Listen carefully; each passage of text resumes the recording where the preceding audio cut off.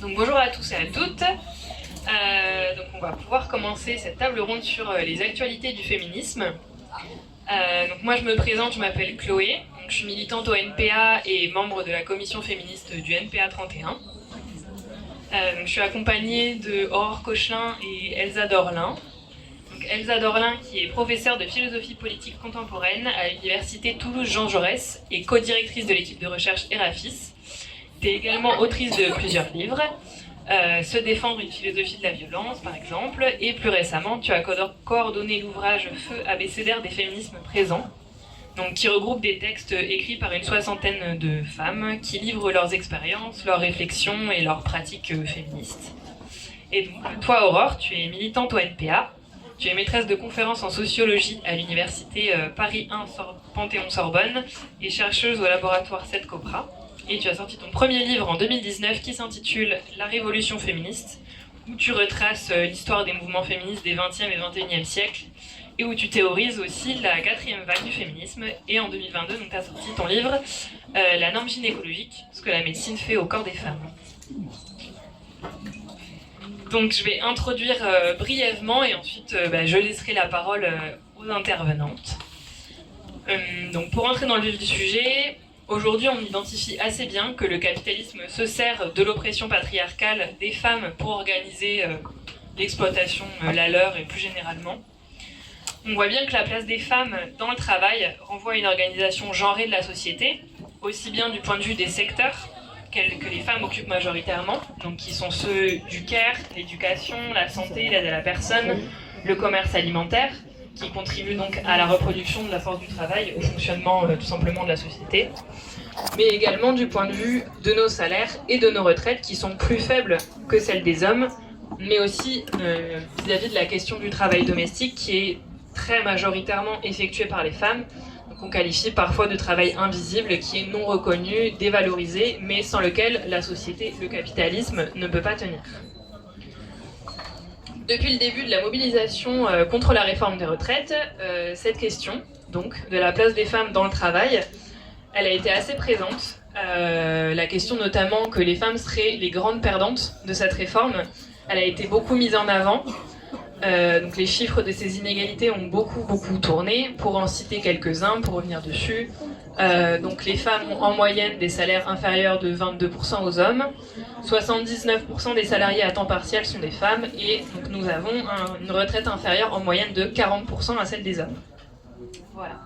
Donc le mouvement féministe il s'est largement emparé de la question pendant cette mobilisation. Donc notamment venant de collectifs qui pourtant habituellement avaient des mots d'ordre et des revendications qui incluaient très peu la question de la classe et celle des discriminations économiques. Des appels à rejoindre la contestation et les manifestations organisées par les syndicats ont été faits de façon assez massive, en qualifiant la réforme des retraites de réforme sexiste. Et également, c'est une question qui a été beaucoup abordée du côté des syndicats, justement en donnant ces chiffres, etc., et en détaillant les points de la réforme qui désavantageraient particulièrement les femmes et qui creuseraient les cadres déjà existants. À Toulouse, pour contextualiser un petit peu d'un point de vue local, autour du 8 mars, il y a eu une mobilisation un peu particulière, parce que donc cette date, la journée internationale de lutte pour les droits des femmes, mais pour cette année, cette date, elle avait lieu en plein milieu du mouvement pour la réforme des retraites. Et du coup, à Toulouse, il y a eu toute une organisation, une coordination entre des militantes syndicales et des militantes du mouvement féministe qui se rejoignent au sein de l'interorganisation féministe toulousaine et qui ont permis ensemble une mobilisation commune et historique à Toulouse. Parce que donc, du coup, ce qui s'est passé le 8 mars, c'est qu'on a eu 20 000 manifestants, manifestantes dans les rues, avec un cortège de têtes féministes, un cortège de têtes très important, qui était censé être en mixité choisie. Et ensuite, on avait tous les cortèges syndicaux qui défilaient derrière. Donc, ce qui a fait qu'on a réussi à regrouper 20 000 personnes derrière des mots d'ordre, non seulement donc, des discriminations sexistes de la réforme, mais aussi des mots d'ordre plus généraux du 8 mars, donc de la lutte contre les violences, pour le droit à l'IVG, etc., etc. Quelques semaines plus tôt, l'interorganisation féministe de Toulouse avait aussi organisé une table ronde, un débat, avec des travailleuses issues pour la plupart de secteurs majoritairement féminins, qui avaient raconté donc, leurs conditions de travail et également les luttes syndicales qu'elles menaient pour certaines sur leur lieu de travail. Et nous, en tant que militantes du NPA, on s'est investi dans ce cadre-là, en ayant à l'idée la convergence des luttes, donc une convergence entre le mouvement syndical et le mouvement féministe, comme l'occasion était idéale finalement. Et donc voilà, à l'occasion de faire converger ces deux luttes-là, enfin. La manifestation ici, elle a été une réussite par rapport à d'autres villes en France où le schéma d'organisation était soit très standard d'une manifestation pour le 8 mars, sans forcément inclure particulièrement la question de la réforme des retraites, ou à l'inverse, une manifestation syndicale sans inclure les mots d'ordre plus généraux du 8 mars, voire dans certaines villes avec des tensions sur cette question-là. En revanche, malheureusement, ce qu'on peut noter, c'est que depuis le passage du 49-3, depuis que la mobilisation contre la réforme des retraites s'est transformée davantage en un mouvement de contestation plus général contre le fonctionnement antidémocratique finalement du gouvernement, et la question de l'exploitation des femmes, elle est un peu, voire complètement passée à la trappe. Ça fait plus du tout partie de ce qui est abordé, aussi bien du côté des syndicats que du côté des mouvements, enfin du mouvement féministe qui se fait beaucoup plus discret depuis, même s'il y a toujours des initiatives, mais voilà, ça reste beaucoup plus discret. Et donc là, on retrouve en fait tout simplement une difficulté à articuler concrètement sur le terrain, mais aussi dans nos réflexions, exploitation capitaliste et exploitation patriarcale, autrement que comme deux systèmes parallèles qu'on a du mal à attaquer simultanément et de façon systématique. Le genre, la classe sont souvent perçus et abordés comme étant des compléments l'un de l'autre, plutôt que comme formant ensemble un système à part entière, avec la race également, et le handicap aussi. Et le souci, c'est que ça reste quand même une réflexion importante et, d'après nous, inévitable si on veut réussir à construire un mouvement massif, un mouvement féministe autonome massif, qui réussira par exemple à inclure et à mobiliser les femmes des classes populaires, comme ça a pu être le cas par exemple pendant le MLAC, donc dans les années 70, pendant la lutte pour la légalisation de l'avortement. Voilà. Et donc je vais passer la parole aux intervenantes. Voilà, comment vous évaluez un peu la situation du mouvement féministe aujourd'hui? Et d'après vous, qu'est-ce qu'il y a à construire et comment?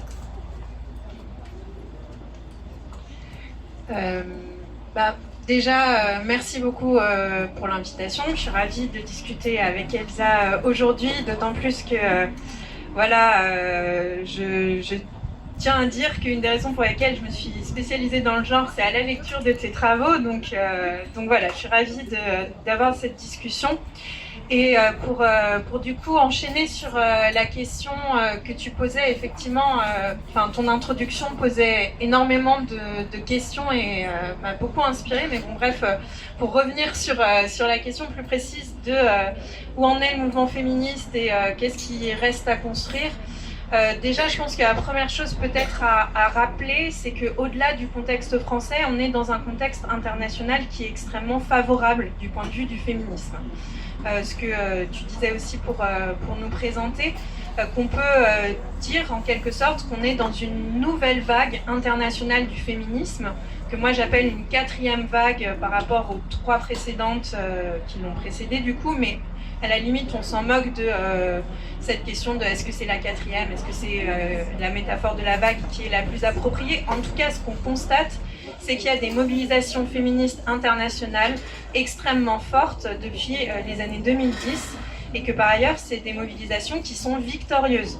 Puisque, par exemple, en Amérique latine, d'où est vraiment née cette vague autour de la lutte contre les féminicides et puis ensuite de la lutte pour l'obtention du droit à l'avortement, on constate qu'un certain nombre de pays ont réussi le mouvement féministe a réussi dans un certain nombre de pays à arracher la légalisation de l'avortement.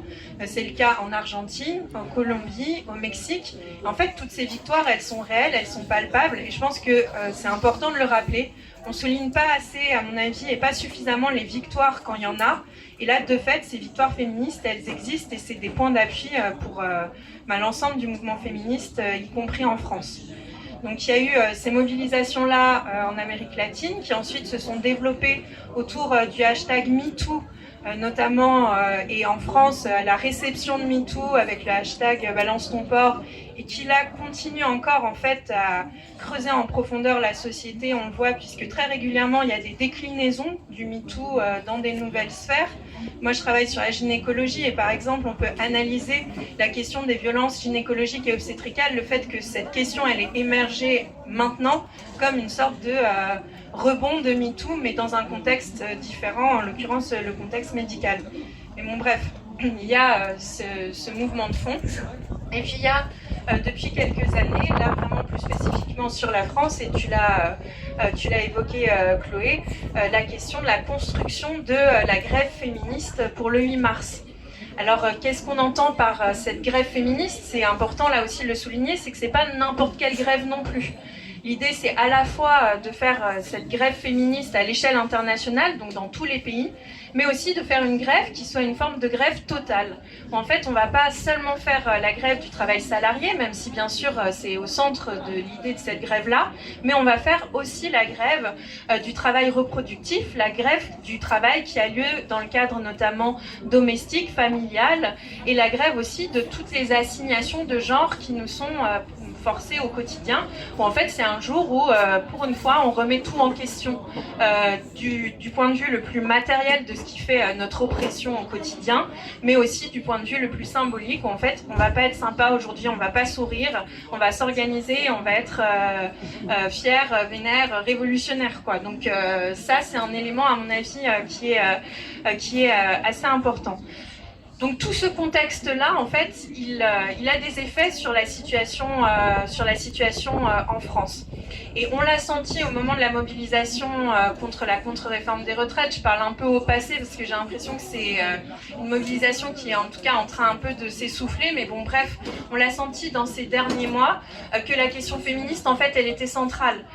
Parce que ce mouvement, il a eu un effet un peu de synthèse de toutes les mobilisations qui l'ont précédé depuis en gros l'ouverture de la séquence en 2016 avec la mobilisation contre la loi travail. Et du coup, les éléments féministes aussi étaient très présents dans cet effet de synthèse. Et comme tu le disais très justement dans ton intervention, en fait, ce qui était différent, je trouve, dans cette mobilisation par rapport à d'autres mobilisations, c'était pas tellement l'argumentaire qui est en fait depuis plusieurs années par les syndicats quand même, qu'à chaque fois qu'il y a une attaque gouvernementale contre nos droits, les syndicats, c'est vrai, font cet effort de mettre en place des argumentaires pour montrer comment ça va impacter spécifiquement les femmes, les LGBT. Voilà, ce travail est fait. Mais ce que je trouve qui était impressionnant dans cette mobilisation-là, c'est que c'était pas juste un travail supplémentaire, c'est qu'on a vraiment eu l'impression, comme tu le disais, que c'était une réforme sexiste en fait, anti-féministe, et que les premières attaquées, les premières concernées, étaient les femmes et les minorités de genre. Ça, je trouve qu'il y avait un changement et que c'est quand même, c'est parce que c'est vrai par ailleurs, enfin, c'est objectivement vrai malheureusement, mais c'est aussi, je trouve, un changement qui est lié à la période où on a un mouvement féministe international très fort et un mouvement féministe en France qui se construit et où je pense que ça pèse. L'autre aspect qui a fait que la question féministe elle a été forte dans la mobilisation, là aussi tu l'as dit, c'est avec tout ce travail de convergence qui s'est cristallisé au moment du 7 et du 8 mars. Mais là où moi je voudrais poser un peu les questionnements et peut-être qu'on aura des débats là-dessus par la suite, voilà, avec la salle, c'est que à la fois cette conjonction du 7 et du 8 mars, on l'a pris dans le mouvement féministe comme un bel alignement des étoiles quand même, avec l'intersyndicale qui a appelé à la date du 7 mars, certains syndicats qui ont appelé à la convergence avec la date du 8 mars, et avec cette construction de cette date du 8 mars qui a été particulièrement forte cette année, notamment avec tout un tas de collectifs féministes qui se sont coordonnés au sein de la coordination féministe et qui ont en fait appelé à des AG dès septembre pour construire le 8 mars. Et effectivement, dans un certain nombre de villes, comme ici à Toulouse ou à Rennes, il y a eu vraiment un effort de construction du 8 mars conjoint entre les syndicats et le mouvement féministe. Mais ce qu'on peut constater quand même quand on fait le bilan du 7 et du 8, c'est qu'à ce moment-là, il y a quand même eu l'espoir qu'on allait partir en reconductible en fait au moment du 8 mars. Que c'était le moment, le déclic où on allait passer un cap en termes de mobilisation dans cette lutte et que en fait ça allait être le 7, le 8 puis le 9 et qu'on allait partir en fait en grève générale reconductible à ce moment-là. Or, de fait, les chiffres du 8 mars ont été très bons pour un 8 mars par rapport aux autres 8 mars, mais ils n'ont pas été du tout à la hauteur des autres chiffres en termes de mobilisation contre la contre-réforme des retraites. On est arrivé à 150 000 dans tout le pays, mais on n'a pas atteint le million. Et moi, je pense que ça nous pose quand même un peu des questions sur pourquoi est-ce que on n'a pas réussi à partir en reconductible. Il y a tous les enjeux qui sont liés aux difficultés de la mobilisation et je ne reviendrai pas là-dessus, mais je pense qu'il y a un enjeu spécifique qu'on doit se poser sur la question féministe. Et je pense qu'en fait, on a encore, malheureusement, un travail de conviction à faire dans le mouvement social large, que la question féministe, elle est centrale. Et d'une certaine façon, j'ai l'impression que ces dernières années, et tu le disais totalement en introduction, en fait, il y a un féminisme lutte de classe qui se développe avec force dans le mouvement féministe. On le voit avec la création notamment de collectifs ouvertement marxistes, que ce soit dans le mouvement féministe, dans le mouvement LGBT, où en fait ça, moi, quand je commençais à militer dans les années 2010, c'était pas trop le cas, en tout cas c'était compliqué. On le voit aussi avec toute une effervescence autour des théories féministes marxistes, qu'on pense par exemple à la réception en France des traductions de Silvia Federici, qui a eu un énorme écho, ou le développement de tout ce qu'on peut appeler la théorie de la reproduction sociale, avec cette idée de travail reproductif. On voit tout un tas d'autrices anglo-saxonnes qui sont traduites pour la première fois en France et en fait leurs travaux sont discutés et voilà, il y a de fait une sorte d'actualité du féminisme lutte de classe dans un contexte bien sûr qui est celui des mobilisations féministes internationales. Et donc j'ai l'impression que du côté du mouvement féministe quelque part il y a un dynamisme du féminisme lutte de classe. Mais je pense qu'il y a encore un travail à faire, encore plus de convergence avec le mouvement social en général, et notamment de réussir à davantage faire la convergence avec les syndicats, avec les syndicalistes.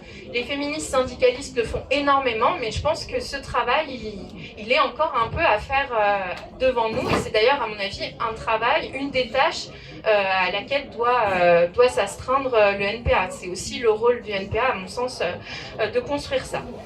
Mais du coup, pour conclure un peu mon introduction sur cette question du féminisme lutte de classe, qu'est-ce que finalement au NPA on entend par ça parce que, comme je le disais, il y a une certaine actualité et ça fait qu'il y a en fait pas mal de courants, voire de partis politiques qui reprennent à leur compte cette étiquette de féminisme lutte de classe. Par exemple, récemment, dans le cadre du congrès du Parti communiste français, une de leurs militantes, Julia Castagnet, a publié une tribune dans laquelle elle défendait un féminisme lutte de classe, jusque-là tout va bien, en mettant en avant aussi cette idée, cette analyse qui est aussi la nôtre, que l'oppression et l'exploitation des femmes et des minorités de genre est liée à leur assignation à un type de travail spécifique, le travail reproductif, qui s'effectue dans un triple espace, domestique, dans les services publics et parfois salariés.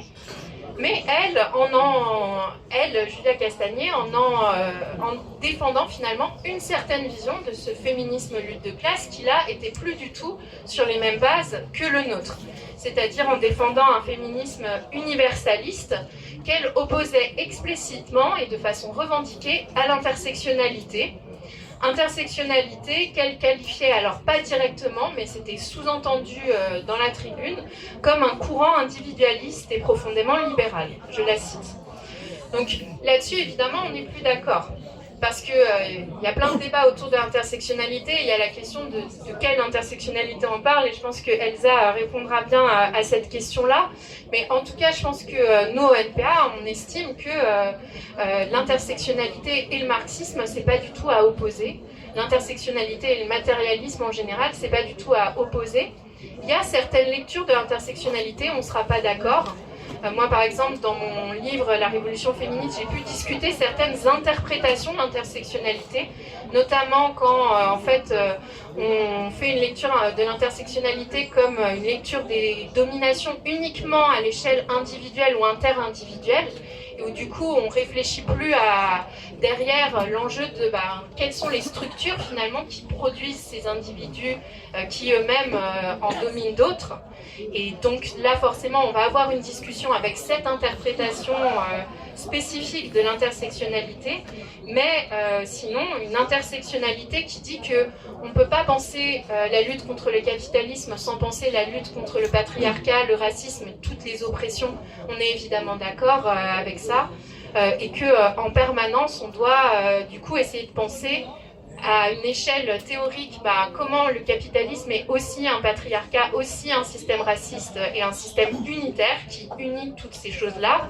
Et dans la pratique, du coup, concrètement, comment, même si on a des mouvements de fait qui sont autonomes, un mouvement féministe autonome, un mouvement antiraciste autonome, un mouvement social, du coup, en tout cas centré sur les lieux de travail, même s'il y a cette autonomie et que nous, on la prend comme une garantie aussi que ces questions, elles ne tomberont pas à la trappe, dans le même temps, dans la pratique, on défend une convergence parce qu'on pense qu'on a un ennemi commun qui est le système tel qu'il est aujourd'hui et que du coup, de la même façon qu'il nous opprime et il nous exploite tous et toutes, on doit répondre par une union de nos luttes et être tous et toutes dans la rue contre ce système. Du coup, je pense que je m'arrêterai là. Et du coup, je te laisse la parole autour de cette question de l'intersectionnalité. Je pense que tu as beaucoup de choses à nous en dire. Merci beaucoup et bonjour, merci Chloé, merci Aurore. Et oui, pour reprendre peut-être un tout petit peu d'éléments sur cette intersectionnalité, on cite souvent les travaux de la théoricienne du droit, Kimberlé Crenshaw, qui a été vraiment celle qui a en quelque sorte porté le terme. Et pour juste repartir de là, Kimberlé Crenshaw, à la fin des années 80 notamment, elle sort un texte qui est un texte qui est une critique du droit états-unien et qui est une critique de l'ensemble des dispositions et des lois qui ont été prises dans la période post-ségrégationniste pour justement rattraper en quelque sorte les inégalités fondées sur la ligne de couleur, c'est-à-dire en partie pour rattraper les discriminations structurelles qui visaient la communauté africaine-américaine, notamment aux États-Unis. Et en fait, Kimberlé Crenshaw, elle critique ces politiques d'égalité et de lutte contre les discriminations. Et elle les critique dans un sens très précis. Elle dit que effectivement, c'est le fruit de lutte et c'est important, la lutte dans le droit et par le droit, c'est un des moyens en fait, évidemment, de résistance. Mais que l'ensemble de ces dispositifs, mesures qui visent à lutter contre les discriminations, elles sont en soi dysfonctionnelles. C'est-à-dire qu'elles sont énoncées de telle sorte qu'elles sont faites pour échouer. Faites pour échouer, ça veut dire qu'au fond, elles n'arriveront jamais à ce qu'elles prétendent faire, c'est-à-dire la justice sociale et l'égalité. Et à partir de là, ce qu'elle est en train de dire, c'est pas qu'il en faut plus ou qu'il faut aller plus loin, c'est qu'il faut comprendre pourquoi elles sont dysfonctionnelles et qu'il faut changer en quelque sorte de stratégie, y compris dans le droit. Et le changement de stratégie, c'est de dire qu'il faut interroger en quelque sorte qui est le sujet de référence de ces lois qui sont des lois donc, qui visent à réparer les discriminations. Qui est le sujet de référence? Ce sujet de référence ne sont jamais les personnes, les communautés ou les groupes sociaux qui sont directement victimes des discriminations. C'est toujours déjà un sujet qui est considéré comme un sujet de droit. Et donc ça signifie en quelque sorte qu'elle va réactualiser une critique marxiste du droit. Le droit est fondamentalement bourgeois, il ne sert que les intérêts d'une classe dominante. Et que son sujet de référence, en fait, c'est déjà un sujet qui, d'un point de vue des conditions matérielles d'existence et des privilèges, est déjà toujours défendu. Et donc elle propose, en fait, à travers l'intersectionnalité, d'aller chercher les sujets qui sont en dehors du droit, qui sont exclus du paysage même juridique.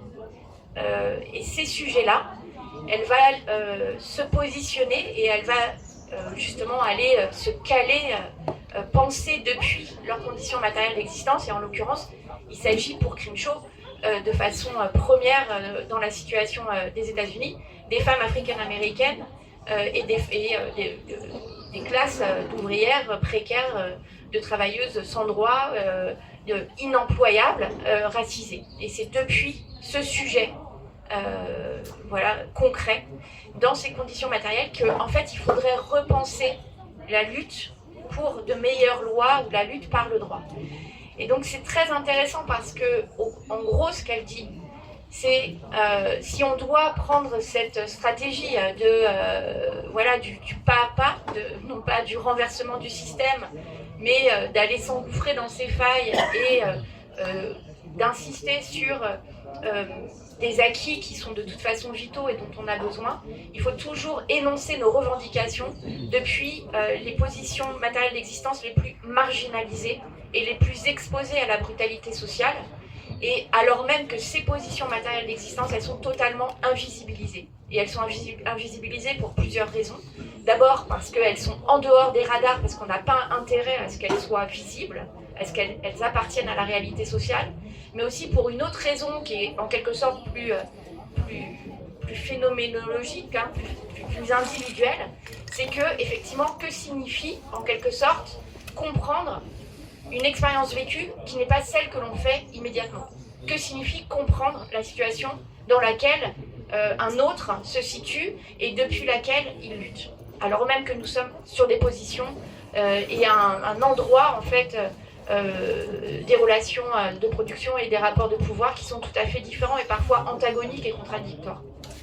Donc c'est toute cette réflexion qui va être amenée par l'intersectionnalité, mais en fait, Crimshaw, en quelque sorte, c'est déjà le bout de toute une séquence de réflexion et de lutte, et qui s'inscrit dans le mouvement féministe africain-américain, mais plus largement afrodescendant, caribéen, marxiste, et ça c'est fondamental de le rappeler, même révolutionnaire, internationaliste, anticolonialiste. Et elle reprend en quelque sorte des formulations qui ont émergé au moins 2 décennies auparavant. Et ces premières formulations, elles sont aussi intéressantes à rappeler parce qu'elles viennent de ce qu'on pourrait appeler, moi ce qui m'intéresse au plus haut point en ce moment, elles viennent du moment où le néolibéralisme s'impose et fait ses armes idéologiques en quelque sorte, parce que le néolibéralisme en fait est d'une grande puissance idéologique qui fait qu'il peut passer pour la démocratie, le progrès, l'égalité, les valeurs, etc. Et en fait, ce néolibéralisme, il s'est inscrit dans une sorte de combat idéologique en identifiant bien que c'est là où il pouvait s'imposer comme la seule alternative possible. Et une des façons dont ça a été fait, c'est qu'en quelque sorte, ça a commencé par la ruine de l'État social, la ruine des acquis sociaux, et cette ruine de l'État social et de toutes les mesures en quelque sorte de solidarité, de toutes les politiques assurantielles sur la question de la vie vivable des individus qui composent la société, ça a été de dire au fond tout ce qui concerne la solidarité, c'est-à-dire allocation sociale, allocation familiale, santé, accès à la santé élémentaire, etc. Tout ça, au fond, c'est un gouffre pour l'État. C'est un gouffre parce que les individus qui en bénéficient jamais cette aide collective ne pourra les aider. Et donc ce qui a été ciblé en permanence, ça a été notamment les familles monoparentales et notamment les femmes seules avec enfants issues des classes les plus précarisées. Et dans le contexte états-unien, donc des femmes en particulier africaines-américaines, avec une critique en quelque sorte de l'idée qu'on va retrouver également dans le contexte français, c'est l'abus, la fraude aux allocations familiales, le fait de faire des enfants pour avoir des allocations familiales, c'est le détournement des allocations de rentrée pour acheter un téléviseur grand format, etc. Vous voyez tous ces discours-là qu'on va retrouver aussi à une échelle impérialiste, hein. Ah là là, ces femmes africaines qui font trop d'enfants, à quoi ça sert d'aller donner des milliards d'aides au développement parce que voilà, on n'y arrivera pas. Ce discours-là, en fait, c'est le pire des chevals de Troie du néolibéralisme. Parce qu'au fond, ce que ça signifie, c'est à la fois, il faut en quelque sorte individualiser au mérite l'ensemble de cette aide prétendument sociale, il faut l'individualiser au mérite, donc ça ne s'appelle plus de l'État social. Et il faut imposer une sorte de contrat néolibéral, c'est-à-dire une aide contre du travail et du travail gratuit. Donc, et la troisième chose, c'est qu'il faut, au niveau moral, il faut une sorte de politique sexuelle et familiale, il faut moraliser les familles, il faut recontrôler en quelque sorte la sexualité et la conjugalité des femmes en particulier. Et dans le cadre du néolibéralisme, notamment états-unien, Reagan, mais ensuite Clinton, c'est lui qui a imposé le contrat en fait travail contre allocation. Et bien dans ce cadre-là, ce qui a été analysé par le mouvement féministe révolutionnaire africain-américain, ça a été de dire, en fait, ici, on est en train de détacher une pensée critique qui articule capitalisme, patriarcat et racisme. On est en train de la désarticuler, on est en train de la rendre en quelque sorte inintelligible, imperceptible, et que ce sur quoi il faut prendre le contre-pied et produire du contre-discours, c'est l'analyse du capitalisme qui est intrinsèquement patriarcal et colonial. Et si on n'arrive pas à le faire de façon principielle, eh bien en fait, en quelque sorte, on est toujours à côté, y compris dans les mouvements insurrectionnels ou dans les mouvements sociaux qu'on va mener. Donc si on laisse en quelque sorte le féminisme, c'est-à-dire la critique massive du patriarcat, comme une lutte périphérique, comme quelque chose, ah oui, il ne faut pas oublier les féministes, en fait, c'est perdu d'avance en quelque sorte. Et si le mouvement social se détache de cette idée que sa place et le positionnement dans les conditions matérielles d'existence des groupes et des vécus qui sont les plus exposés à un continuum de violence, c'est-à-dire au sein, vraiment dans la position des classes précarisées et racisées, si on ne se place pas là pour énoncer nos revendications, et bien en quelque sorte, là encore, malgré nous, en quelque sorte, on fait le jeu d'une forme d'acceptation du système. La deuxième chose sur laquelle, et pour finir, je voudrais revenir, c'est ce qui m'intéresse aussi à partir de l'intersectionnalité et ce qui se joue depuis des décennies, c'est sur le point de la violence patriarcale et de la façon dont on le pense avec la violence policière. Il y a aujourd'hui une séquence historique où quelque chose se joue dans la façon même dont on est en train d'articuler la lutte contre les violences patriarcales et le fait qu'elle se situe dans un continuum avec les violences policières. Et ça nous montre en quelque sorte, non seulement à travers ce qui s'est passé dans les viols commis dans les commissariats, les arrestations, les exactions qui ont été perpétuées par la police et l'armée, là, dans la séquence de répression qu'on a vécue, en fait, il n'y a pas d'un côté les violences patriarcales et de l'autre côté les violences policières. La question du patriarcat est une arme idéologique et aussi une technique, en quelque sorte, répressive, qui est structurelle au sein de l'État et de son bras armé qu'est la police. C'est comme ça que ça confiance, que ça fonctionne. Et ça fonctionne, quand je dis d'un point de vue idéologique, c'est, vous voyez, toute la question du virilisme comme une sorte de champ lexical, mais aussi d'éthos dans lequel vient puiser la classe politique pour ramener l'ordre, pour mettre du poing sur la table, etc. voyez, toute cette imagerie du virilisme qu'on va retrouver nécessairement dans la façon dont se jouent en fait les exactions, les amputations, le gazage, les croche-pattes ou les viols perpétués par ce même État.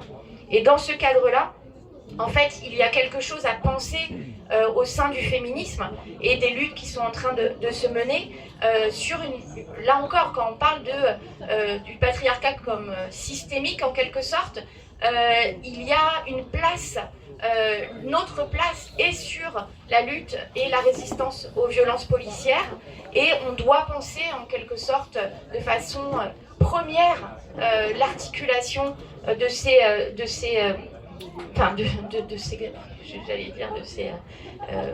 cette biopolitique, quoi. Enfin, c'est vraiment l'exposition au risque de mort.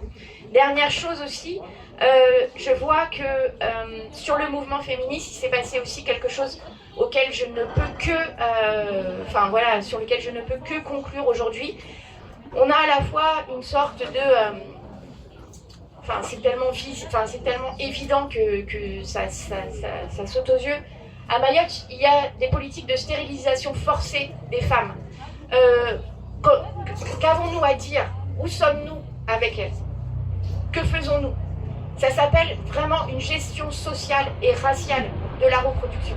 On est sur l'idée d'une stérilisation claire et sur la mise, vous voyez ce que je veux dire, qui va créer un sujet digne d'être défendu par l'État, c'est-à-dire les femmes blanches des classes privilégiées. C'est ça que ça veut dire. La deuxième chose, c'est qu'on a une extrême droite qui propose des politiques natalistes et qui est à deux doigts en fait de considérer que pour relever la France, il faut de l'industrialisation et plus d'enfants. Ça veut dire qu'on est à deux doigts ici, comme ça se passe aux États-Unis et ailleurs, de perdre la question de la libre disposition de son corps. Et la troisième chose, c'est qu'on a des milices d'extrême droite, fascistes, qui sont clairement sur une attaque, alors là, y compris à la fois directe, évidemment, des groupes, des collectifs, des associations, des militantes, des militants, mais qui est aussi sur une contre-offensive en termes de féminisme. La plupart des discours aujourd'hui antiféministes sont portés par, précisément, des théoriciennes des milices d'extrême droite. C'est elles qui portent l'offensive. J'ai entendu dernièrement cette idée de féminicène. Voilà, ce concept, nous ne serions pas dans l'anthropocène, mais dans une forme de féminicène qui serait l'explication de la décadence et de la fin du monde. Ok ? Donc voilà, là il y a quelque chose qui est sur une position où la mobilisation, elle se jouera, à mon sens, aujourd'hui, sur toute politique féministe aujourd'hui. C'est de l'autodéfense féministe. De l'autodéfense féministe. Ça veut dire s'organiser physiquement, juridiquement, mais aussi d'un point de vue idéologique, d'ouvrir les yeux. Donc voilà, vive le wokisme.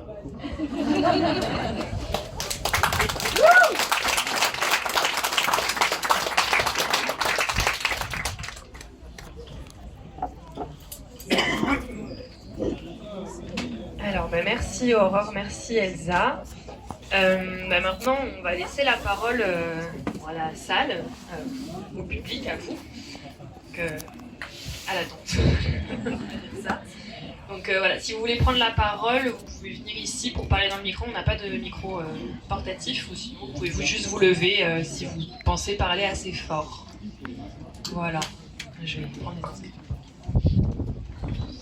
Bonjour, en fait je fais partie d'une association famille familiale. Et on a eu une réunion on l'entend pas en fait. Pardon. Ouais, avec le vent.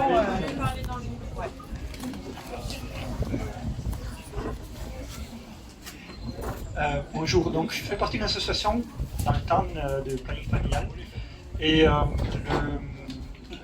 eu un sujet de conversation parce qu'il va y avoir bientôt les journées jaurésiennes à Albi,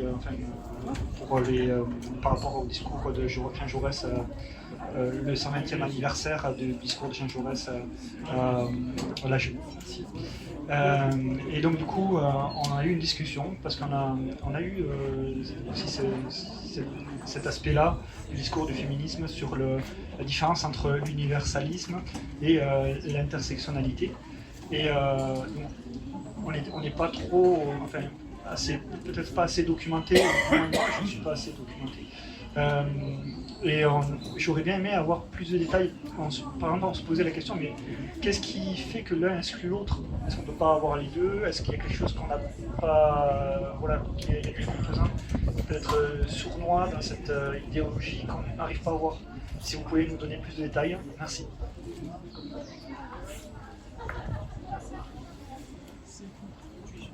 On va prendre plusieurs questions, je pense. Ouais. Et c'est pas obligatoire que ce soit des questions, n'hésitez pas à faire des interventions, voire même à répondre vous-même aux questions qui sont posées. L'idée, c'est vraiment de faire une discussion collective.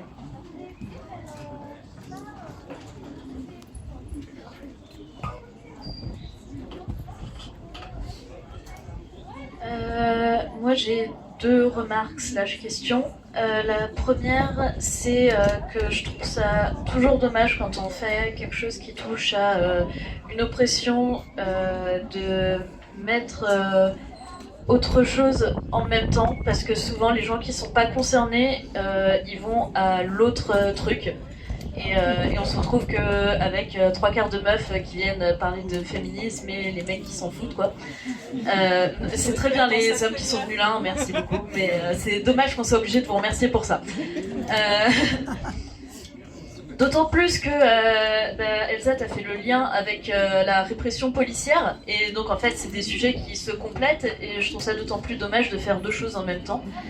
Et la deuxième chose, c'est, je voulais savoir comment est-ce que vous pensez qu'on puisse mieux inclure les meufs trans dans nos milieux féministes, parce que tu as parlé des États-Unis et la grosse offensive qui a été faite contre les femmes, elle a commencé et elle s'est justifiée à travers les femmes trans. Et la question, c'est comment faire alors qu'on a une grosse offensive anti-meufs trans dans les milieux féministes actuellement, pour pas que ça se reproduise en France. Parce que on nous dit toujours panique morale importée des États-Unis, machin, mais dans un contexte mondialisé, en fait, ça va finir par s'importer. Et, bon, voilà.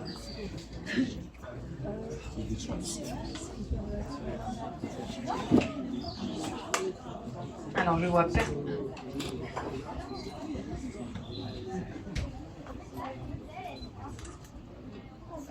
Oui, c'était plus une question. À un moment, Madame Morin vous parlait de l'extrême droite et de l'industrialisation avec le fait de faire des enfants. Et j'ai entendu à la radio justement quelque chose qui parlait justement de ces nouvelles politiques d'industrialisation. Et je voudrais savoir si vous pouvez peut-être revenir dessus pour plus de détails.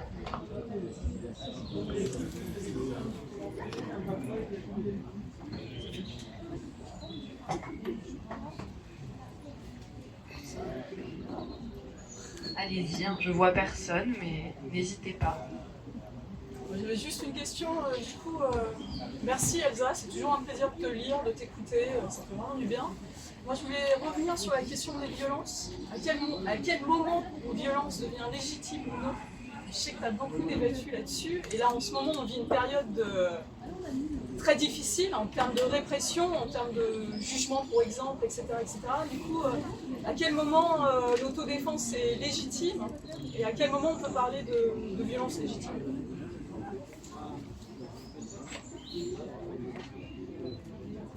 C'est juste une question. Pour moi, les mots intersectionnalité et universalité sont assez nouveaux et je ne vois pas exactement ce que ça veut dire. Donc, est-ce que vous pouvez définir précisément pour continuer à en parler?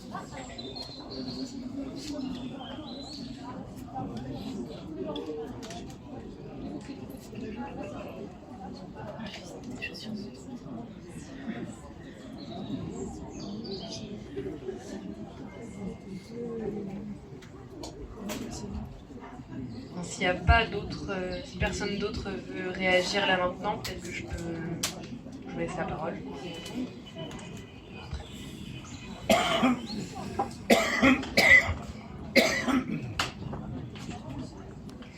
Merci beaucoup. Juste pour revenir, et puis Aurore aussi, rebondira,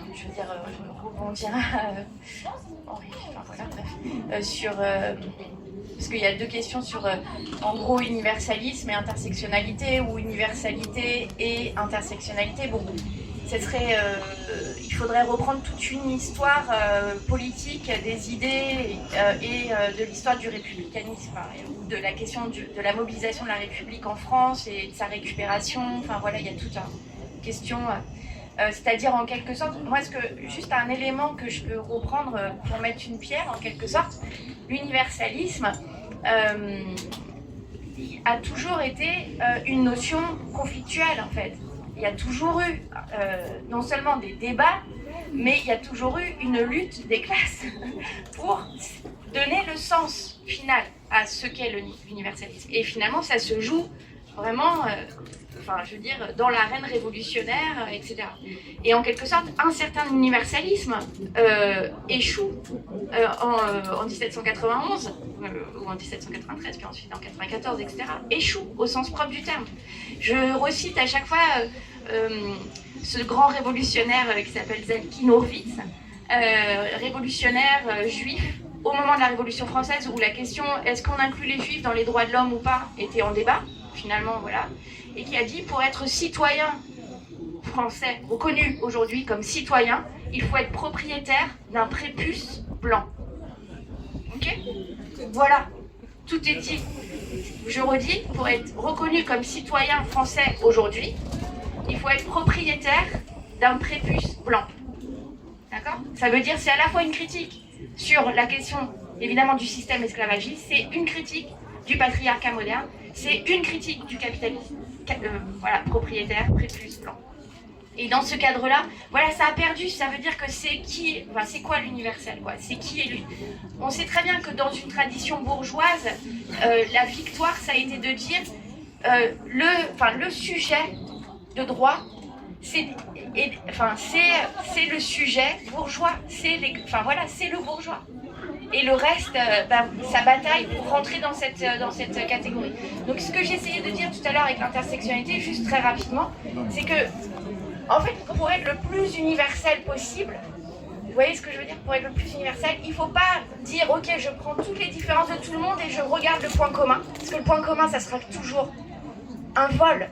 Vous voyez ce que je veux dire ? Mais pour être le plus universel possible, je vais me situer dans le cas le plus marginal, le plus périphérique, le plus exclu, le plus ancré dans la matérialité de la violence. Et c'est dans ce point particulier où je me situe que je vais pouvoir englober toutes les situations possibles. Et là, je serai vraiment, en quelque sorte, dans une revendication universelle. Donc c'est pas de prendre le point commun, voilà, mais c'est au contraire de prendre l'extrême particulier qui fait que j'englobe et que je rends commensurable toutes les conditions d'existence. Donc ça, c'est très fort philosophiquement. Et l'intersectionnalité, après, voilà, Et juste, je pense sur la question aussi du féminisme trans et des femmes trans et du combat qui est mené. En fait, je pense qu'il y a une très très grande exemplarité du côté du transféminisme et de la lutte des femmes trans, et notamment sur la question des violences et du continuum des violences de genre, des violences patriarcales et des violences policières. Parce que ça fait des décennies que précisément elles luttent exactement dans ce continuum. Et que voilà, là aussi, il faut aller se situer aux côtés, parce qu'on doit en quelque sorte échanger, appréhender collectivement des armes et s'appuyer sur des précédents aussi. Voilà. Et une autre chose, deux derniers points. Il y a, on dit souvent, ça vient des États-Unis, blablabla, pas du tout. Enfin, ça c'est vraiment un discours, c'est un discours ad hoc. On dit que ça vient des États-Unis quand ça arrange parce que ça fait partie du nationalisme, vous voyez, de rhétorique nationaliste. Mais en fait, il y a vraiment une Atlantique idéologique en ce moment, où les termes circulent, le wokisme circule, l'intersectionnalité circule, l'ultraviolence circule. La France a fait circuler l'islamo-gauchisme, etc., etc. Mais il faut savoir, par exemple, à l'université, qu'aux États-Unis, en Angleterre, en Allemagne, en Belgique, et évidemment en Hongrie, on attaque aujourd'hui l'ensemble des départements et des centres de recherche d'études féministes, trans, queer, d'études décoloniales, etc. L'attaque, elle est massive et elle se situe aussi sur la production de la pensée sur l'université, parce que l'université est identifiée comme un lieu de politisation et comme un lieu insurrectionnel. Donc voilà, et ça va continuer. Et le dernier point, à quel moment une violence est légitime et une autodéfense est légitime? Jamais. Il faut abandonner le terme légitime. En fait, on le retourne. Qui décide de la légitimité? Vous voyez, ça sera reconnu légitime par qui, en fait? Toujours, en quelque sorte, au final, par là où se situe la force armée, la force. Donc, c'est impossible. Moi, j'ai abandonné cette question de la légitimité. En revanche, l'autodéfense, oui, elle agit de la violence. Elle agit de la violence pour le réel, elle agit de la violence défensive physiquement, elle agit de la violence contre-idéologique, etc. Et en quelque sorte, elle émerge parce qu'elle est vitale, c'est-à-dire il n'y a pas d'autre choix que l'autodéfense, parce que nous en sommes à défendre nos vies, et nos yeux, nos mains, et nous en sommes à défendre des conditions vivables de vie. Et donc on est dans l'autodéfense. Et donc en quelque sorte, c'est une autre préparation pour moi, enfin voilà, une autre forme de militantisme ou d'ascétisme aussi militant, c'est-à-dire de préparatif. Qu'est-ce qu'on fait? Qu'est-ce qu'on engrange? Voilà. Oui, rapidement, parce que beaucoup de choses ont été dites sur la question de l'universalisme. Je comprends la question, c'est-à-dire qu'on pourrait se dire qu'un certain universalisme, finalement, c'est un peu le but de toute lutte anticapitaliste. On est à une fête anticapitaliste, c'est-à-dire l'idée qu'à un moment, on va mettre fin aux oppressions, à l'exploitation, et qu'on sera tous et toutes égaux et égales. Et dans ce sens-là, effectivement, on peut défendre une forme d'universalisme. Donc c'est pas le terme en soi finalement le problème, c'est plutôt l'interprétation qui en est faite ou l'instrumentalisation qui en est faite, comme Elsa l'a très bien expliqué. Et le fait que très souvent l'argument de l'universalisme il est utilisé pour cacher en fait les oppressions existantes. On dit mais regardez, dans le droit on est tous et toutes égales et égaux, donc en fait qu'est-ce que vous venez nous remettre des particularismes? C'est vous en fait qui créez les divisions sociales en les énonçant. Ça, très souvent, quand on travaille sur les questions de genre ou de race, on nous reproche de décrire la réalité sociale comme si le fait de la décrire, ça faisait exister les dominations. Mais en fait, les dominations nous préexistent, on ne fait que les décrire, sauf que la force de l'argument qui va contre nous, universaliste, c'est de dire « Ah, mais nous, on est plus royaliste que le roi, nous, on est vraiment universaliste, alors que vous, les méchants qui divisez la société, c'est vous qui créez la division. » Alors qu'en fait, c'est évidemment l'inverse. Les universalistes, ou un certain universalisme, en fait, invisibilisent les dominations, et du coup, c'est une lutte, y compris politique, pour les remettre sur le devant de la scène. Et en fait, le fait de dire qu'il existe une domination sexiste, une domination raciste, c'est pas la créer, c'est créer les conditions de possibilité, au contraire, de la lutte, parce que tant qu'on la voit pas, eh bien, on peut pas lutter contre. Donc voilà pour répondre sur la question universalisme vs intersectionnalité. Et sinon, sur la question de l'offensive contre les personnes trans à l'heure actuelle, je ne sais pas si j'ai une réponse toute trouvée, parce qu'en fait, de fait, ça traverse l'ensemble du mouvement féministe aujourd'hui, de comment répondre à une telle offensive. Moi, j'ai l'impression que plus que jamais, il y a quand même une lutte idéologique à avoir. En rendant accessible, en remettant au goût du jour toutes les théorisations féministes qui ont été faites depuis au moins quasiment un siècle, justement pour déconstruire toute la biologisation qui en fait attaque à la fois les personnes trans, mais aussi en fait les femmes cis.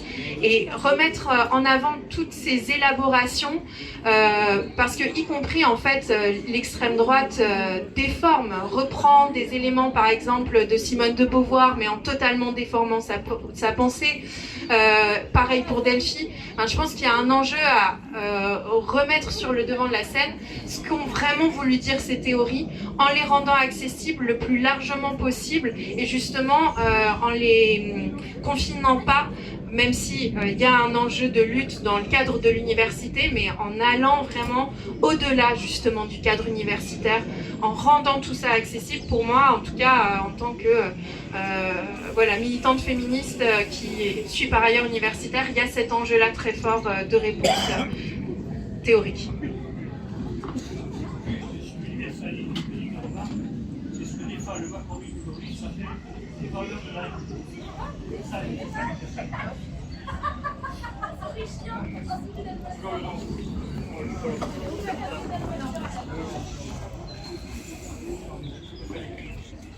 Alors, bon, il faut qu'on termine dans 10 minutes maximum. Donc, s'il y a une ou deux interventions, questions, allez-y. Et après, je laisserai peut-être Aurore et Elsa conclure si elles ont quelque chose à rajouter. C'est juste une remarque par rapport aux révolutionnaires. C'est vraiment mieux de venir au micro parce que sinon tout le monde n'entend pas. Je sais que c'est pas toujours pratique. Je ne connaissais pas cette réflexion lors des débats sur la citoyenneté pendant la Révolution française. Bon, quand même, à un moment, on a gagné, puisque les juifs ont été intégrés, l'esclavage a été aboli. Bon, après, on a reperdu. Mais non, je suis d'accord. Mais par contre, ça me fait penser, cette réflexion, elle me fait penser en fait à la position justement des féministes radicales anti-trans. Parce qu'en fait, c'est une position parfaitement essentialiste et complètement bourgeoise. Enfin, voilà. Donc je tenais juste cette remarque. Le parallèle m'a paru évident.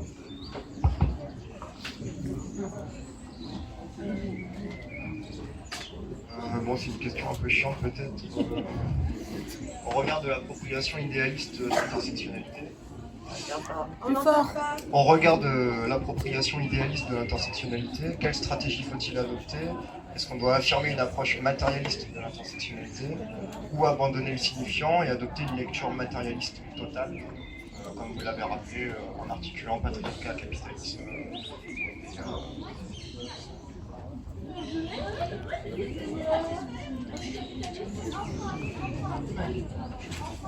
Une dernière question, intervention et après je redonnerai la parole.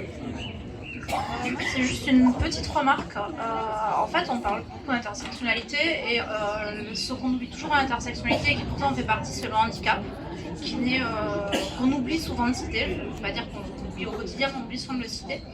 Au 8 mars à Toulouse, nous dans notre acte, on a cité les femmes handicapées vont être particulièrement touchées par cette réforme et on n'en parle jamais, on ne leur propose rien. Et je trouve que c'est quand même un gros angle mort du féminisme aujourd'hui. Et que plus le temps passe, étant concerné, plus je trouve que ça devient un problème parce qu'on exclut des gens qui sont déjà en grande difficulté au quotidien. Et que c'est très dur de se retrouver dans le militantisme quand systématiquement on nous dit on verra votre cas plus tard. Et on est en train de faire aux femmes handicapées ce qu'on reproche, ce qui a été le cas pour les femmes racisées, pour les femmes tout court. Et voilà, je trouve qu'on est un peu en train de reproduire ça. Alors je ne dis pas que c'est facile au quotidien, mais je voulais juste faire la remarque, ça me paraît important. Je vais redonner la parole à Aurore et Elsa, juste pour vous dire, la séance de dédicace avec Philippe Poutou, Julien Salingue et Béatrice Walilot a commencé. Voilà. C'est que les choses se chevauchent un peu, mais je donne l'information. Oui, cette remarque, elle est très importante, effectivement. J'ai l'impression, alors c'est peut-être mon côté toujours positif à voir toujours le verre à moitié plein, que quand même depuis le Covid, il y a eu une évolution importante. Alors c'est bégayant et voilà, mais j'ai l'impression que doucement les choses sont en train de changer, même si la remarque est tout à fait juste et il y a beaucoup de choses encore à faire. Mais je trouve que dans les espaces féministes, il y a des débuts d'efforts qui sont faits, notamment dans le cadre de la coordination féministe. Il y a eu des réflexions qui ont été menées sur le fait de mettre en place des salles calmes, de se doter d'avoir des espaces qui soient systématiquement accessibles, de se doter d'une équipe qui en fait peut être prévenue pour gérer toute situation. Je dis pas que c'est la panacée, mais disons qu'on a une première étape, on va dire, qui est en train d'être faite, mais c'était pas du tout pour aller à contrario de la remarque, mais plutôt au contraire d'aller dans le même sens, mais dans un truc positif. Et sur la question qui était très intéressante sur le rapport à l'intersectionnalité, mais moi je crois que j'ai évolué par rapport à ce questionnement-là. C'est-à-dire que après avoir eu des mauvaises expériences dans le milieu militant d'une certaine lecture de l'intersectionnalité, j'avais tendance à penser qu'il fallait une rupture forte avec le terme intersectionnalité, pas l'élaboration du black féminisme, etc., pas Crenshaw, mais le terme en tant que tel. Et d'ailleurs, dans la révolution féministe, j'utilisais le terme de stratégie intersectionnelle pour discuter avec cette stratégie-là et en opposant une autre stratégie qui serait marxiste, révolutionnaire, matérialiste, etc. Mais en fait, j'ai évolué là-dessus au vu des débats justement qu'il y a eu et de l'instrumentalisation affreuse qui a été faite par le gouvernement autour du terme intersectionnalité. Et en fait, du coup, je pense que dans un contexte d'attaque aussi forte contre l'intersectionnalité, d'utilisation d'intersectionnalité comme une forme, je sais pas, de cheval de Troie en fait pour attaquer les mouvements antiracistes, pour signifier en fait la race sans avoir à la nommer. Enfin bon, bref, moi je suis pour défendre en fait, revendiquer le terme d'intersectionnalité et en fait, enfin voilà, dans vraiment une démarche militante. Et dire que finalement on peut interpréter l'intersectionnalité de plein de façons différentes, qu'il va y avoir différentes lectures et que nous on défend une lecture marxiste révolutionnaire de l'intersectionnalité et que ça ne se contredit pas du tout. Oui, moi je suis d'accord. Et c'est matérialiste en fait. La généalogie de cette élaboration s'inscrit dans l'histoire du matérialisme d'un point de vue théorique, dans les luttes, etc. Après, et encore une fois, ça fait partie des traditions marxistes critiques du droit bourgeois. Donc voilà, c'est aussi de là que ça vient. Donc, et après, ça pose plein de questions aussi, et des questions qui ont été largement discutées, c'est-à-dire en gros sur genre, race, classe, et qu'est-ce qu'on comprend, qu'est-ce qu'on exclut encore une fois. Et c'est aussi intéressant que tous les débats autour de l'intersectionnalité sont aussi des débats, je disais tout à l'heure, un peu qui ramènent le politique à l'échelle de la chair, à l'échelle de l'intime, à l'échelle aussi du vécu le plus prosaïque, quoi, et de dire qu'est-ce que je ne vois pas, qu'est-ce que j'exclus aussi, qu'est-ce que je ne comprends pas, voilà, qu'est-ce que ma position vient éclairer ou pas, avec qui comment créer des coalitions plus puissantes parce qu'elles font la place aussi, pas la place à des personnes ou à des vécus qui ne seraient pas là, mais elles font la place à ce doute en quelque sorte. Et je repense justement aux luttes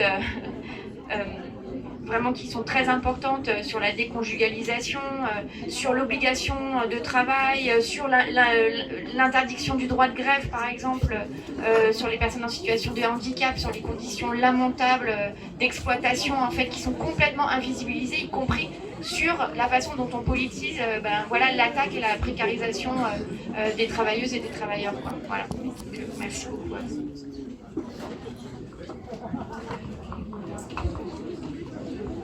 Ouais, du coup on va s'arrêter là. Merci beaucoup à toutes les deux pour vos interventions